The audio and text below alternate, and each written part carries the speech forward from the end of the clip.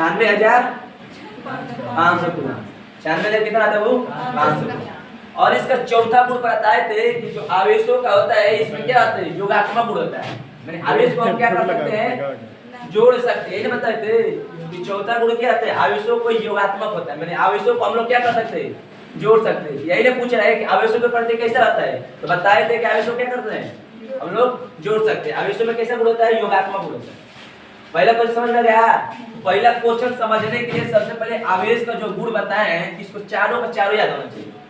पहला बताया है आकर्षण और प्रतिकर्षण। कब आकर्षण उत्पन्न होता है जब का जाओ विजातीय आवेश होता है, और कब प्रतिकर्षण होगा जब सजातीय आवेश।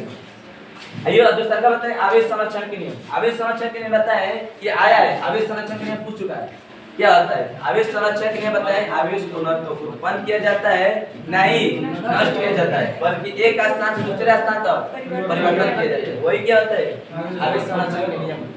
और तीसरा का बताया बाबू आवेशों का क्वांटीकरण संख्या। आवेशों क्वांटीकरण संख्या के लिए फार्मूला बताया है Q = प्लस माइनस यानी जहां Q का मतलब क्या होता है आवेश, N का मतलब इलेक्ट्रॉनों की संख्या, E का मतलब क्या होता है इलेक्ट्रॉन। एक इलेक्ट्रॉन में कितना गुणा 1.67 × 10⁻⁻⁻⁰ और चौथा गुण बताया कि हम आवेशों क्या कर सकते जोड़ सकते हैं। नहीं बताए थे आवेशों क्या होता है जोड़ना का मतलब योगात्मक। मैं यही बताया था कि आवेशों को योगात्मक बोलते हैं, दिखवाए थे कॉपी पर। यही क्या पूछ रहा है कि आवेशों का प्रकृति क्या आता है, आवेशों का प्रकृति क्या होता है योगात्मक होता है। आगे समझिए पहला क्वेश्चन एकदम अच्छे से। अब अगला क्वेश्चन देखते हैं। आप लोग अगला क्वेश्चन पूछ रहा है किसी बिंदु पर विद्युत क्षेत्र की तीव्रता का फार्मूला क्या आता है। क्या पूछ रहा हूँ किसी बिंदु पर विद्युत क्षेत्र की तीव्रता का फार्मूला क्या आता है ना भाई। अब यहाँ से लोग विद्युत क्षेत्र तीव्रता के बारे में पढ़ रहे हैं थोड़ा सा।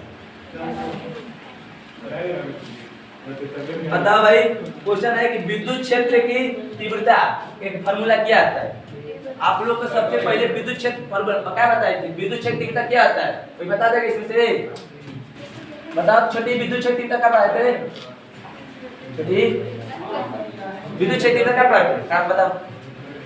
विद्युत क्षेत्र में परीक्षक धनावेश एकांक विद्युत बल से लगने वाले विद्युत क्षेत्र की तीव्रता को। बहुत बढ़िया। क्या फार्मूला बताया विद्युत क्षेत्र फार्मूला E = A बटा में Q। E = A बटा में Q। ये बताता है कि जो विद्युत क्षेत्र तीव्रता E जोड़ के आता है A बटा में Q। यही पूछ रहा है कि विद्युत क्षेत्र तीव्रता फार्मूला क्या आता है।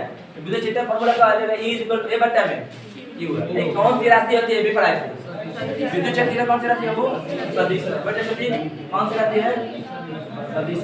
इसका मात्रा क्या आता है, इसका मात्रा पूछ देगा। अगर यही नहीं पूछता कि विद्युत क्षेत्र तीव्रता का मात्रा क्या आता है क्या बताओ कूलम प्रति सॉरी न्यूटन प्रति कूलम न्यूटन प्रति। अब ये ना पूछ के यहाँ से पूछ देगा इसके बी में बताओ।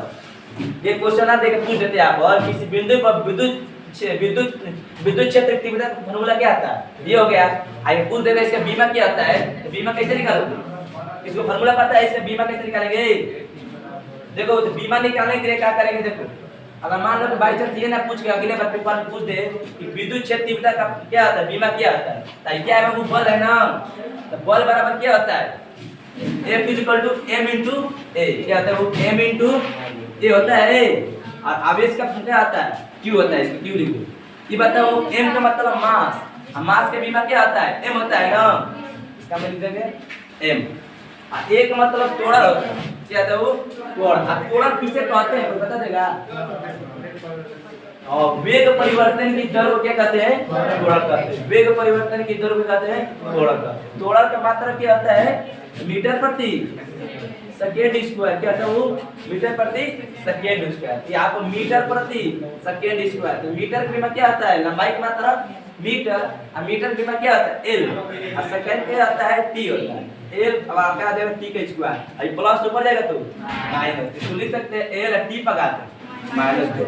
कोई दिक्कत है किसी को नहीं। आवेश का बीमा क्या आता है सबको पता होना चाहिए AT। क्या आता है AT। अब ये प्लस ऊपर जाएगा तो माइनस। M L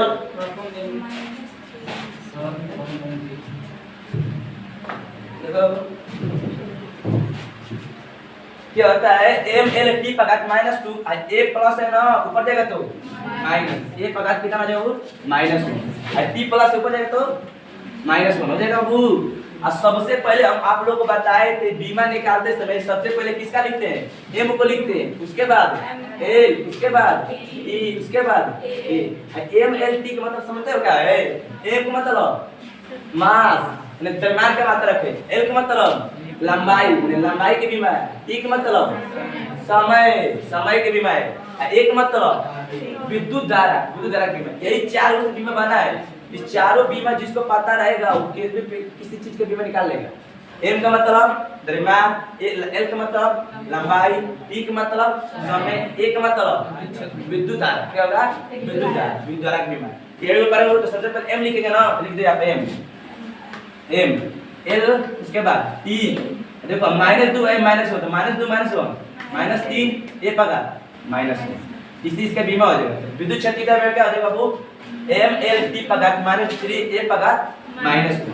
अब इसको मान लो कि ये याद करना है तो कुछ मत करो, इसका कुछ एक लिख दो, इसको एक लिख दो। इसका ट्रिक बना दो 11 - 31।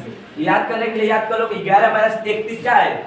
विद्युत क्षेत्र की तीव्रता का बीमा। और सबसे पहले किसको बीमा लिखते हैं? एम, उसके बाद एल, उसके बाद टी, उसके बाद ए। बताओ आई समझ में?